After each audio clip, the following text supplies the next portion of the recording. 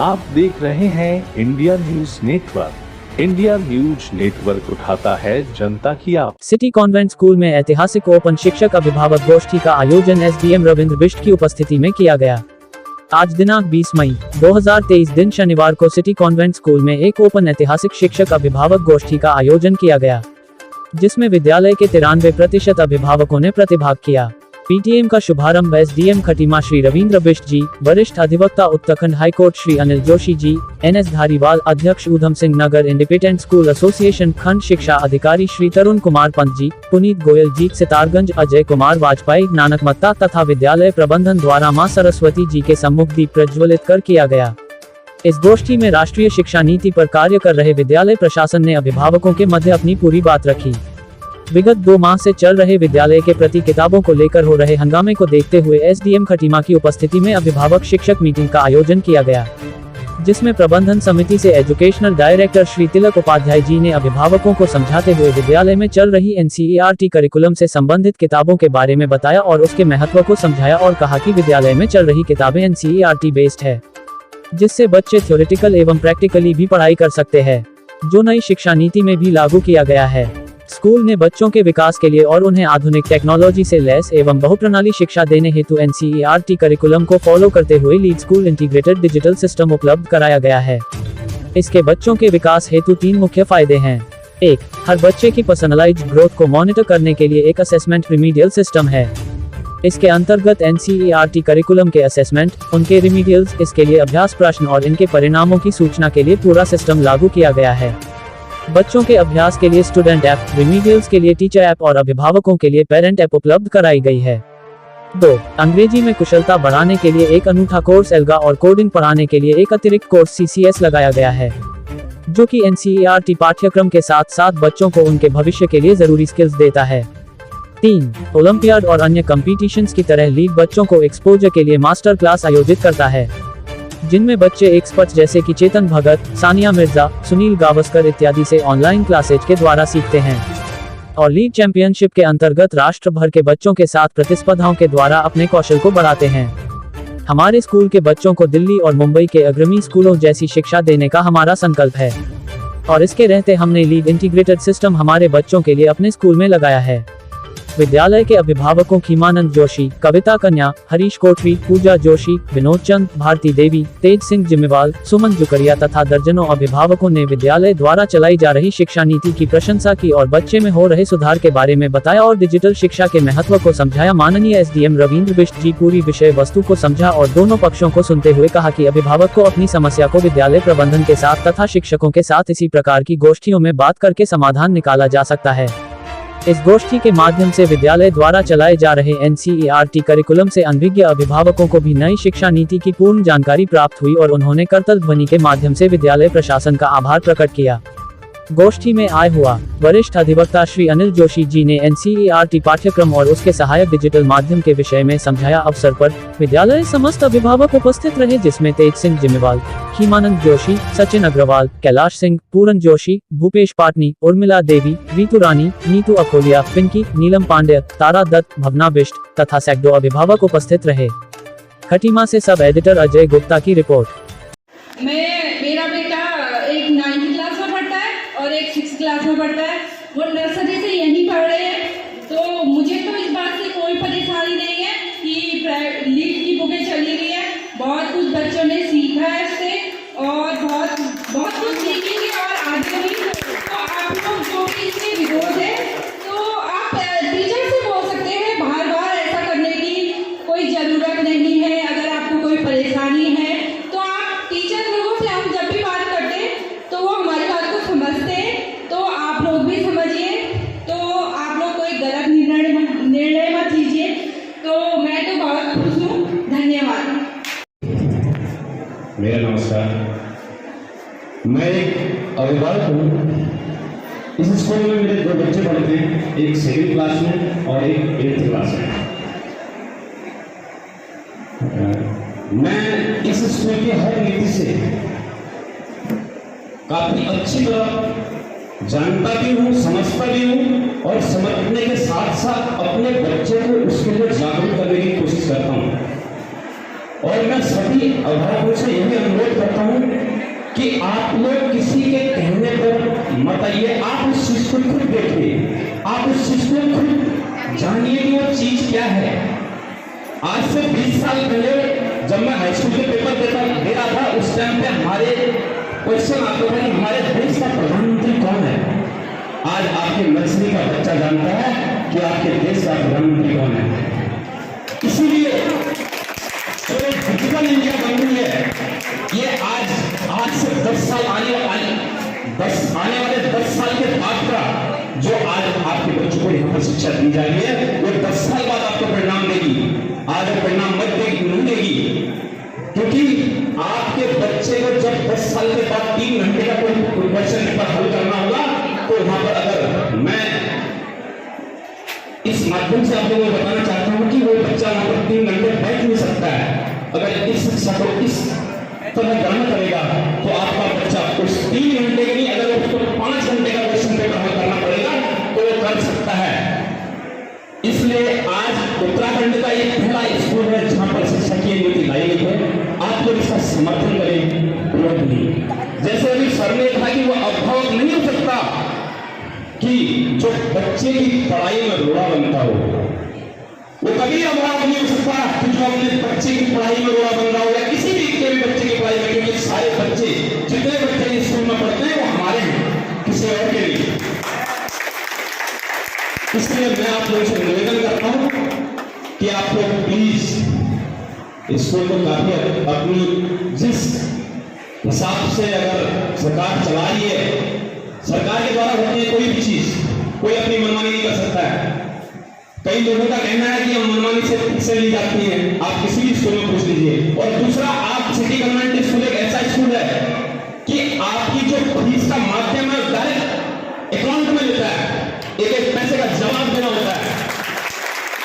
मैंने इससे पहले 3rd क्लास तक मेरी लड़की किसी और स्कूल में पढ़ती थी, सिर्फ वहां से हटाने का एक ही रीजन था कि वो ऑनलाइन फीस नहीं लेते थे, क्योंकि मैं जो नई शिक्षा नीति लागू हुई है, इससे मतलब पेरेंट्स को समझना चाहिए कि ये शिक्षा नीति क्या चीज़ है, क्योंकि जो नई शिक्षा नीति से हमारा बच्चा कितनी चीज़ें सीख रहा है। और जैसे सिटी गवर्नमेंट स्कूल है, यहाँ पर जो ये सिस्टम मैंने देखा, मेरा बच्चा 6th क्लास में पढ़ता है, आयुष जोशी नाम है उसका। वो बच्चा पहले ही मतलब इंग्लिश में इतना वीक था, मतलब एक्टिविटी उसकी इतनी हो नहीं थी, लेकिन जब मेरा बेटा यहाँ स्कूल में आया और उसने मतलब बहुत अच्छा करा यहाँ पर, तो मैं आप सभी पेरेंट्स से एक चीज़ कहूँगी कि जो सिटी गवर्नमेंट स्कूल जो कर रहा है काम, जो यहाँ के टीचर स्टाफ जो भी चीज़ करते हैं बहुत अच्छा करते हैं, मतलब समझते हैं। पहली चीज़ तो ये है ना, यहाँ जो टीचर है ना वो कभी मतलब बच्चों से दूर रहे ही नहीं है, बहुत अच्छा मतलब अपने बच्चों के जैसे ट्रीट करते हैं। मैंने ये चीज़ देखा है, मेरा बेटा जो भी चीज़ होता है वो पहले मेरे से ना कहकर अपने टीचरों से कहता है कि सर मैं मम्मी मैं अपनी टीचर है जो मेरी, वो मेरे को इतने अच्छे से समझाती है, लंच बॉक्स तक वो अच्छे से करते हैं। तो मतलब मैं आप सभी लोगों से यही चीज़ कहूँगी, जो नई शिक्षा नीति है, जो स्कूल का सिस्टम है, ये बहुत अच्छा है, आप इसका समर्थन करें, सहयोग करें, क्योंकि अभिभावकों का जो सहयोग होगा उसी से स्कूल बढ़ेगा और उसी से सब चीज़ होगा। धन्यवाद।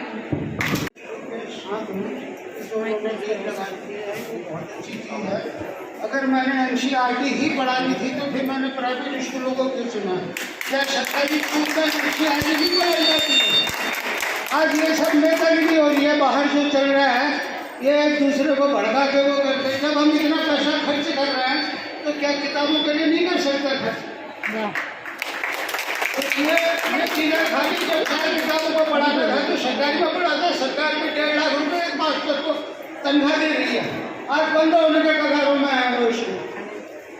क्यों? प्राइवेट स्कूलों में पढ़ा रहे हैं तो बच्चे को अच्छी शिक्षा मिले, अच्छा उसको वो करके पढ़ा रहे हैं। और मैं बहुत खुश हूँ इस विद्यालय के उससे जो इन्होंने लीड्स को खटीमा में पहले ले गया है और जो नई शिक्षा नीति के और इन्होंने कदम बढ़ाया। मेरे बेटे का नाम आरव कुमार है, वो भी 4th में है। और जैसे कि मैं आप सबको बताना चाहती हूँ कि मेरा बच्चा नर्सरी से ही 3rd तक आया था, तो बहुत ज़्यादा वीक था पढ़ाई में। बट अब मेरे इस स्कूल में आए हुए मेरे बच्चों को अभी सिर्फ 1 ही महीना हुआ है, बट उसके अंदर काफ़ी ग्रोथ बढ़ रहा है धीरे धीरे, क्योंकि हर बच्चे का माइंड अलग अलग होता है। है ना। तो हम बच्चे के ऊपर एकदम प्रेशर नहीं डाल सकते किसी चीज़ का। वो बच्चा, हमें ये देखना पड़ता है कि हमारा बच्चा किस तरह से पढ़ सकता है। उसके हम पेरेंट्स का मेन रोल होता है बच्चे के लिए ना, स्कूल में टीचर्स और घर में पेरेंट्स। तो हमें पूरी तरह से समझना पड़ेगा हमारा बच्चा किस तरह से पढ़ सकता है। तो इसी तरह से मेरे बच्चों का भी आए हुए सिर्फ 1 ही महीना हुआ है और स्कूल वाले काफ़ी सपोर्टिंग हैं। सारे टीचर्स के लिए मैं बहुत बहुत धन्यवाद करना चाहती हूँ, मेरे बच्चे के लिए काफ़ी सपोर्टिंग है। तो हाँ ठीक है, कोई बात नहीं, बच्चों के कोर्स थोड़े महंगे हैं, कोई बात नहीं, बच्चों की पढ़ाई के लिए हम ये भी एडजस्ट कर लेंगे, क्योंकि बच्चों की पढ़ाई है मेन। जब बच्चा पढ़ाई करेगा तो वो पढ़ता हुआ हमें अच्छा लगेगा ना। तो हम थोड़ी मेहनत, महंगाई तो है, हमें मैनेज करना पड़ेगा, किस तरह से बच्चों को पढ़ाना है हमें देखना पड़ेगा। तो कोई बात नहीं सर, 2 रोटी कम खा लेंगे पर बच्चों को पढ़ाना है बहुत ज़रूरी है। मैं विनोद चंद, मेरे बच्चे 2 यहाँ एक 10th में, एक 4th में है। और स्टार्टिंग पॉइंट से मैं बच्चों को तो लगभग 3 से 4 स्कूलों में चेंज कर चुका हूँ। सबसे पहले फर्स्टली मैंने गुडविल में अपने बच्चे को दोनों को पढ़ाया, फिर उसके बाद नोजगी में डाला, फिर नोजगी के बाद मैं संस्कार भारती में डाला, फिर उसके बाद लास्ट सोच किया तो नहीं वाले किया। हालांकि महंगा तो है स्कूल, लेकिन कंप्रोमाइज तो हमें करना पड़ेगा। लेकिन जिस तरह से मैं देख रहा हूँ कि कैसे मेरा बच्चा गया है, उस हिसाब से मैंने उसको क्या कहते हैं ट्यूशन बिल्कुल बंद कर दिया है, क्योंकि यहाँ टीचर को जाना चाहिए। हाँ, उससे मेरे को फील होता है कि आप मेरे को पैसा खर्च कर रहा हूँ, बच्चे के लिए कर रहा हूँ। और चैलेंज भी है बच्चे के लिए, मैं तो आज बहुत कमाए थे, लेकिन फिर मैंने अकॉर्डिंग उसको कोचिंग ही डाल दिया। धन्यवाद, बाकी लोग समझदार हैं। सबसे पहले मैं आभार व्यक्त करना चाहूँगा सिटी कॉन्वेंट स्कूल के मैनेजमेंट टीम को, प्रिंसिपल और टीचिंग स्टाफ को, for giving me this opportunity to grace this occasion of parent teachers meet. देखिए, पेरेंट टीचर मीट क्या होता है, it provides a platform to resolve the issues, और ये इश्यूज़ एक पीटीए में ही रिजॉल्व हो जाने चाहिए, बाहर नहीं जाने। और ये 2 वे कम्युनिकेशन होता है।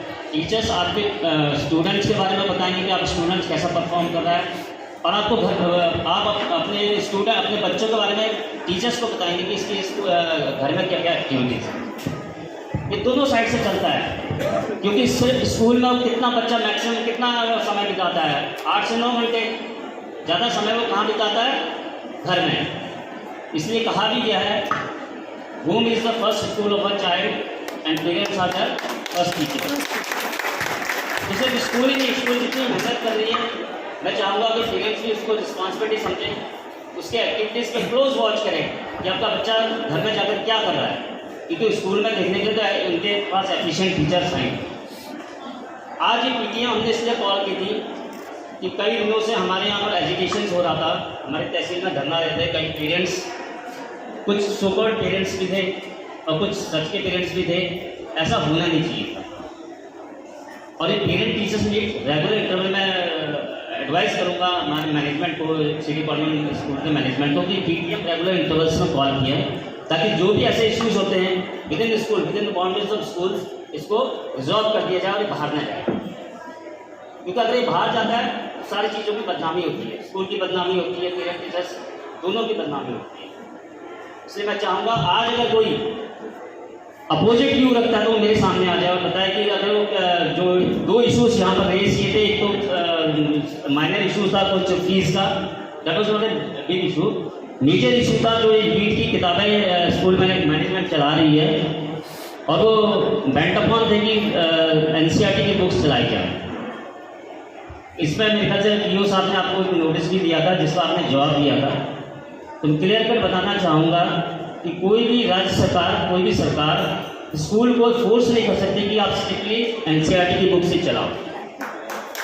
लेकिन एक राइडर है इसमें, एक राइडर ये है, और ये ऑनरेबल हाई कोर्ट का एक इंटरिम ऑर्डर भी पास हुआ है, वो भी सेम ऑलमोस्ट सेम बता रहा है जो सीबीएसई का सर्कुलर बता रहा है।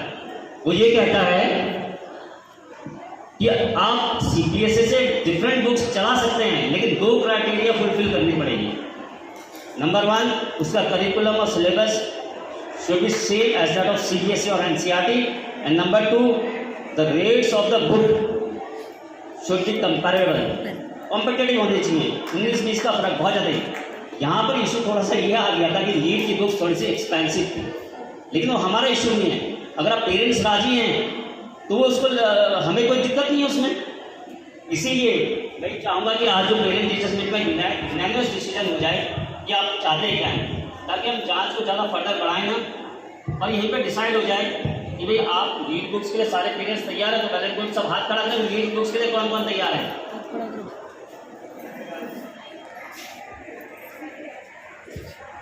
और जो नहीं तैयार हैं वो अब हाथ खड़ा करें। तो आप आ जाइए एक बार यहाँ पर, आप आ जाइए, कुछ बोल लीजिए, आप क्यों नहीं चाहते ऐसा। कोई आ जाए जो हाथ खड़ा किया जिन्होंने लीड के अगेंस्ट बोला है कि मतलब एनसीईआरटी की बुक से लगनी चाहिए, जरा आ जाए यहाँ पर कस करके। अब आप आना नहीं चाहते हैं।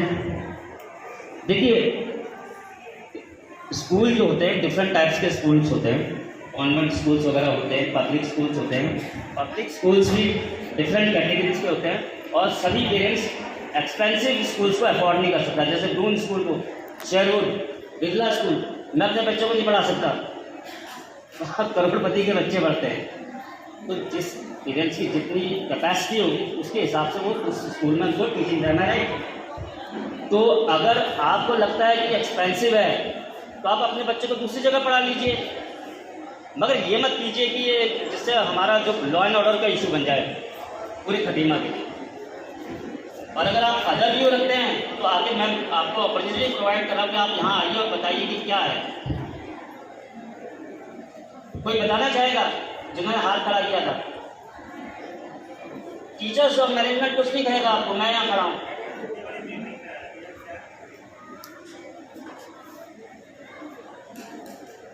आप कहिएगा टीचर्स और पेरेंट्स को, टीचर्स और जो मैनेजमेंट स्टाफ हो अपने आपके बच्चों को कुछ नहीं करेगा, मैं यहाँ पर बैठा हूँ उसी के लिए। तो मेरी राय ये होगी सिर्फ किसी के भड़काने पर आप ऐसा कोई काम ना करें जिससे स्कूल की बदनामी हो। मैं एक बार फिर आभार व्यक्त करना चाहता हूँ कि मेरे पास थोड़ा सा पॉजिटिव टाइम थोड़ा कम है, मेरे को सिद्धार्थगंज जाना है। I am having additional charge of Siddharthganj tehsil also. तो once again I would like to thank school management, principal and teaching staff for this wonderful PTA. Thank you so much. बहुत बहुत धन्यवाद सर। हमें अपने बच्चों को सर का जैसा सरल बनाना है।